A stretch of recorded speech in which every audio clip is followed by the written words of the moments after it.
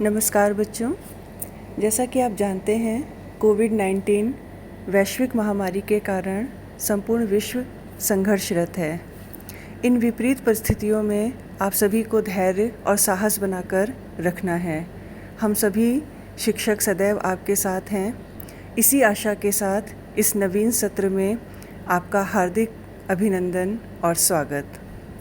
आज हम बीए तृतीय वर्ष हिंदी के प्रथम प्रश्न पत्र आधुनिक हिंदी काव्य का इतिहास विषय पर चर्चा करेंगे। आधुनिक काल को विस्तार में जानने से पहले हम हिंदी साहित्य के काल विभाजन और नामकरण को संक्षेप में समझने का प्रयास करेंगे। सबसे पहले हिंदी साहित्य आदिकाल विक्रमी संवत 1050 से 1375, मध्यकाल जिसको दो भागों में विभाजित किया गया, पूर्व मध्यकाल और उत्तर मध्यकाल। पूर्व मध्यकाल जिसे भक्ति काल भी कहा गया, विक्रमी संवत 1375 से 1700 तक का समय। भक्ति काल को भी दो भागों में विभाजित किया गया, सगुण भक्ति धारा और निर्गुण भक्ति धारा। सगुण भक्ति धारा भी दो भागों में विभाजित है, राम भक्ति धारा और कृष्ण भक्ति धारा। निर्गुण भक्ति धारा भी दो भागों में विभाजित है, ज्ञान मार्गी धारा और प्रेम मार्गी धारा। इसी तरह उत्तर मध्यकाल रीतिकाल जिसे कहा जाता है, विक्रम संवत 1700 से 1900 तक का इसका समय है और इसको भी तीन भागों में विभाजित किया गया, रीतिबद्ध, रीति मुक्त और रीति सिद्ध। आधुनिक काल विक्रम संवत 1900 से अब तक का समय इसके अंतर्गत आता है और इसके काल विभाजन में भारतेंदु युग, द्विवेदी युग, छायावाद युग, प्रगतिवाद, प्रयोगवाद, नई कविता इत्यादि। किसी भी कालखंड का नाम ऐसा होना चाहिए जो उसकी मूल साहित्यिक चेतना को प्रतिबिंबित कर सके। इसी कड़ी में आज हम आधुनिक काल के नामकरण, काल विभाजन और उन परिस्थितियों को समझने का प्रयास करेंगे। आधुनिक काल का सामान्य परिचय एवं नामकरण। आधुनिक काल का प्रारंभ संवत 1900 ईस्वी से माना जाता है। आधुनिक युग का प्रादुर्भाव विकासोन्मुख रूप में हुआ है। यह काल अनेक नई काव्य परंपराओं, युग चेतनाओं और विभिन्न साहित्यिक वादों सहित हिंदी साहित्य में अवतरित हुआ। इस युग में नवीनता लाने का विशेष योगदान भारतेंदु युग का रहा है। आधुनिक काल हिंदी साहित्य का उत्कृष्ट काल माना जाता है क्योंकि साहित्य की प्रत्येक विधाओं और प्रवृत्तियों का विकास इसी युग में हुआ है। आधुनिक युग को भी साहित्यकारों ने विभिन्न नामों से संबोधित किया है। इसी कड़ी में हिंदी साहित्य के इतिहास का काल विभाजन आचार्य शुक्ल जी ने बड़े ही औचित्यपूर्ण ढंग से किया है। आधुनिक काल को आधुनिक काल नाम आचार्य रामचंद्र शुक्ल और हजारी प्रसाद द्विवेदी ने दिया। इस काल में गद्य की प्रधानता देखकर अनेक विद्वानों ने इसे गद्य काल की भी संज्ञा से अभिहित किया। कुछ हद तक यह नाम बहुत ही उपयुक्त दिखाई देता है, परंतु अन्य कई विद्वानों को यह नाम उचित प्रतीत नहीं हुआ। इसी प्रकार लक्ष्मी सागर वार्ष्णेय जी ने 1947 तक के समय को ब्रिटिश काल और उसके बाद के युग को स्वातंत्र्योत्तर काल का नाम दिया। साथ ही डॉक्टर श्याम सुंदर दास ने आधुनिक काल को नवीन विकास युग का नाम प्रदान किया है, पर इन नामकरणों के द्वारा पूर्ण रूप वही है जो इस काल की समस्त प्रवृत्तियों और नवीन भावनाओं को आत्मसात करता हो। इसलिए इस काल को आधुनिक काल का नाम प्रदान किया गया। यही कारण है कि अधिकांश विद्वान इस काल को आधुनिक काल के नाम से बुलाते हैं। आधुनिक युग के नामकरण के साथ साथ इसके काल विभाजन को समझना भी अत्यंत आवश्यक है। भारतेंदु युग, द्विवेदी युग, शुक्ल युग या नव जागरण काल, इस काल में विभिन्न साहित्यिक विधाओं के कारण वादों की एक बाढ़ सी आ गई, जैसे छायावाद, प्रगतिवाद, प्रयोगवाद, स्वच्छंदतावाद, हालावाद प्रमुखवाद रहे हैं। यह तृतीय युग महत्वपूर्ण युग रहा है, अर्थात छायावाद के बाद का समय आधुनिक हिंदी साहित्य में महत्वपूर्ण स्थान रखता है। आधुनिक काल की प्रगति इतनी विशाल और बहुमुखी है कि उसे किसी विशिष्ट वाद या प्रवृत्ति की संकुचित सीमा में नहीं बांधा जा सकता। इसी कारण इसे आधुनिक काल कहना ही अधिक तर्कसंगत प्रतीत होता है। आचार्य रामचंद्र शुक्ल के अनुसार जो समय निर्धारण किया गया वो इस प्रकार है। पहले पुनर्जागरण काल, जिसे हम भारतेंदु युग कहते हैं, जिसका समय 1857 से 1900 ईस्वी के मध्य माना गया। दूसरा जागरण या सुधार काल, जिसे हम द्विवेदी युग के नाम से जानते हैं, इसका समय 1900 से 1918 के मध्य माना गया।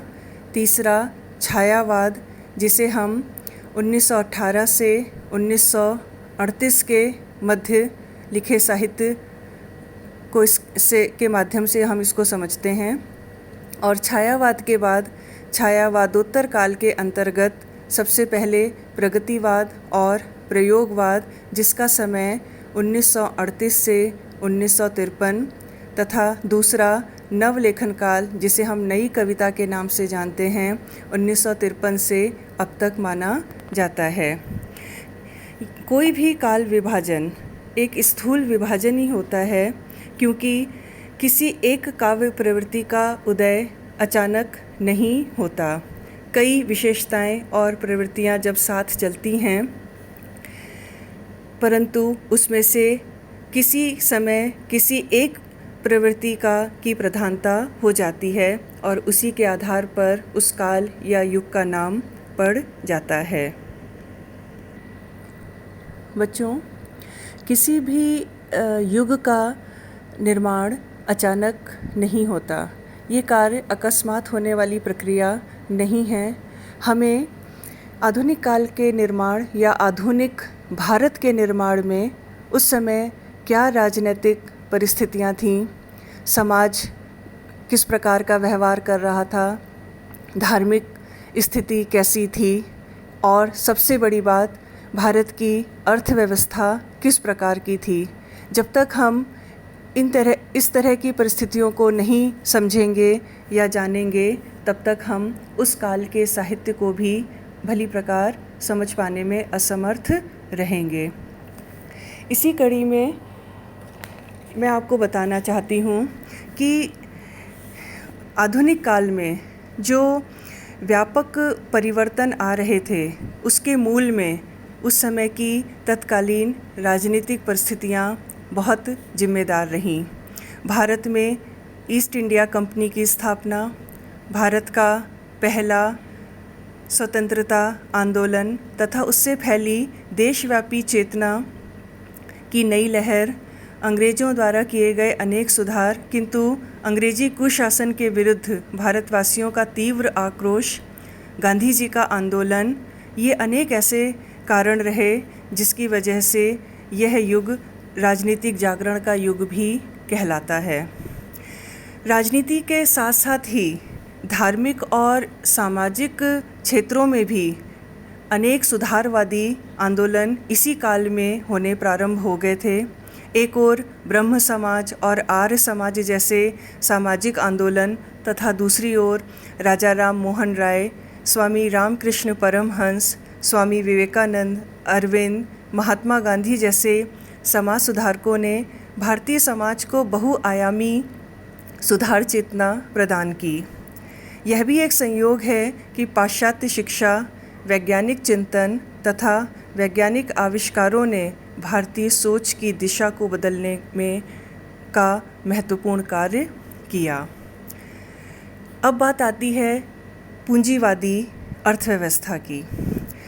अंग्रेज़ों के शासन के साथ ही भारत में पूंजीवादी अर्थव्यवस्था का उन्मेष हुआ, क्योंकि यहाँ अंग्रेज़ों के प्रयासों से ही नए नए उद्योग धंधे विकसित होने लगे। एक ओर परंपरागत सामंती व्यवस्था लुप्त होने लगी, तो दूसरी ओर अंग्रेज़ों ने अपनी स्वार्थ सिद्धि के लिए देशी उद्योग धंधों के स्थान पर पाश्चात्य तकनीक पर आधारित उद्योग धंधों की स्थापना की। यह सब अंग्रेज़ों ने भारतीय जनता को आर्थिक दृष्टि से विपन्न बनाने अर्थात गरीब बनाने की दृष्टि से किया। इस आर्थिक शोषण के परिणाम स्वरूप भारत में गरीबी और बेरोजगारी का प्रसार हुआ तथा सोने की चिड़िया कहलाने वाला यह देश निरंतर गरीब होता चला गया। इसमें संदेह नहीं कि अंग्रेज़ों के शासनकाल में भारत में व्यापक परिवर्तन हुए तथा यहाँ का बहुआयामी विकास एक नई दिशा में हुआ। हलचल के इस युग में हिंदी साहित्य का विकास भी सर्वथा नई दृष्टि से हुआ और पाश्चात्य आधुनिकता ने हिंदी साहित्य को भी प्रभावित किया। वैज्ञानिक दृष्टिकोण का प्रभाव साहित्य के स्वरूप और उसकी अभिव्यक्ति दृष्टि पर भी पड़ा। यदि हम स्थूल रूप से कहें तो आधुनिक काल में हिंदी साहित्य के क्षेत्र में हमें दो बड़े परिवर्तन दिखाई देते हैं। पहला, हिंदी में गद्य लेखन की परंपरा का विकास हुआ और दूसरा, अभिव्यक्ति के लिए ब्रज भाषा के स्थान पर खड़ी बोली की स्थापना हुई। इसी क्रम में यदि हम ध्यान दें बच्चों, तो आधुनिक काल ये जो परिस्थितियों ने प्रभावित किया उस समय के साहित्य के निर्माण के लिए, आधुनिक भारत के निर्माण के साथ साथ सांस्कृतिक, सामाजिक और साहित्यिक क्षेत्र में जो परिवर्तन हुए उसके कुछ महत्वपूर्ण बिंदु हैं, जिनमें मैं आज सबसे पहले सुधारवादी आंदोलन के बारे में आपसे चर्चा कर रही हूँ। धर्म और भक्ति का प्रभाव आधुनिक काल में समाज, साहित्य और संस्कृति में आंदोलन के रूप में मुखरित होता है। इस सुधारवादी आंदोलन ने अपने मौलिक विचारों के द्वारा भारतीय धर्म, दर्शन और समाज के क्षेत्र में क्रांति उत्पन्न कर दी। आधुनिक काल में ब्रह्म समाज और आर्य समाज का सुधारवादी दृष्टिकोण अपने पूर्ण जोर पर था। ब्रह्म समाज के संस्थापक राजा राम मोहन राय थे, जिन्होंने छुआछूत, बहुविवाह, जाति भेद इत्यादि का विरोध किया और स्त्री शिक्षा पर बल दिया। आर्य समाज के संस्थापक स्वामी दयानंद सरस्वती थे। आपने भी दिखावे, आडंबर के सिद्धांतों की कटु आलोचना की। धर्म, पूजा और दर्शन के माध्यम से आपने सुधारवादी सिद्धांतों की समाज में स्थापना की। रामकृष्ण परमहंस और स्वामी विवेकानंद के विचारों का तत्कालीन भारतीय समाज पर विशेष प्रभाव पड़ा। इन सब धर्मों का उद्देश्य केवल समाज में मानवता का विकास करना था और समाज में सुधार लाना था।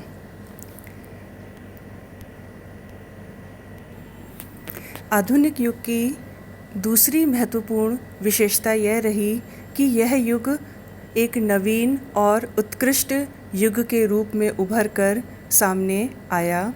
आधुनिक हिंदी कवियों ने भावों की विभिन्नता, व्यापकता और शिल्प प्रयोगों की ओर विशेष ध्यान दिया।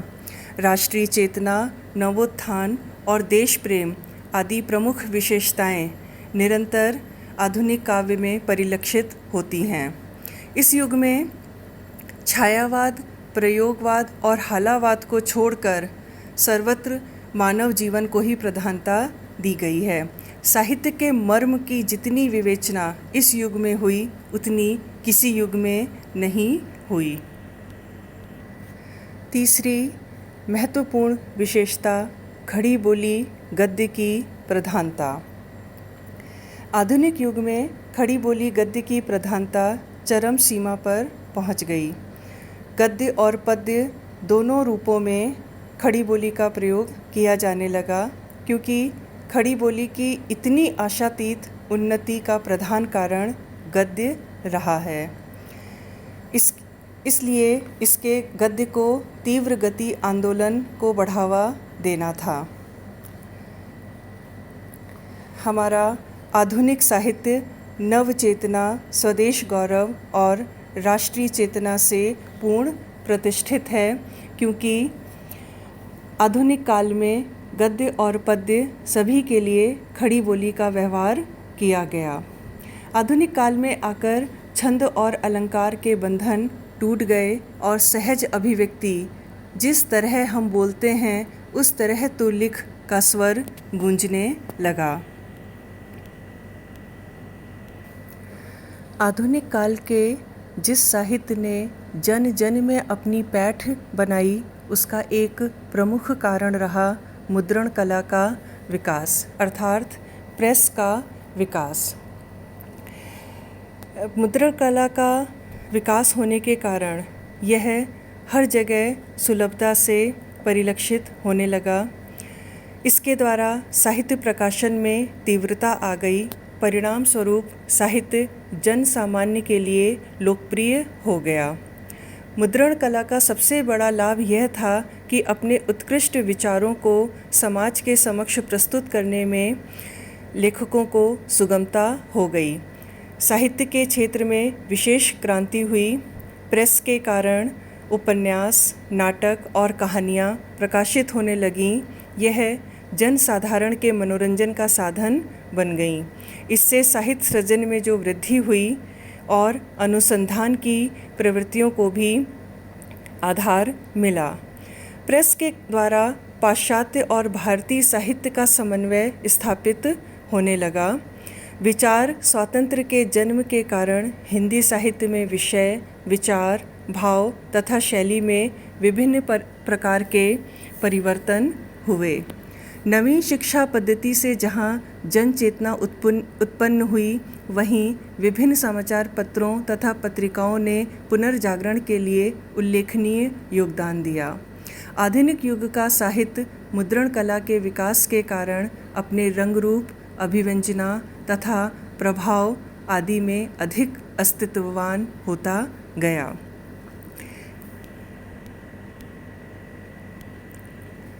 आधुनिक काल का जो साहित्य था वह जन सामान्य के अधिक निकट था। इसी कारण आधुनिक काल के साहित्य की रचनात्मकता में मनुष्य केंद्र बिंदु रहा। अतः यह कुछ महत्वपूर्ण बिंदु रहे जिन्होंने आधुनिक साहित्य के निर्माण में अपनी महत्वपूर्ण भूमिका निभाई। बच्चों, इससे स्पष्ट समझा जा सकता है कि युगीन वातावरण तथा परिस्थितियाँ या उस युग विशेष की जो विशेषताएं हैं वो सब परिवर्तन का कारण बनती हैं। आज हम अपनी बात यहीं समाप्त करते हैं। आगे हम भारतेंदु और द्विवेदी युग के विषय में विस्तार से चर्चा करेंगे।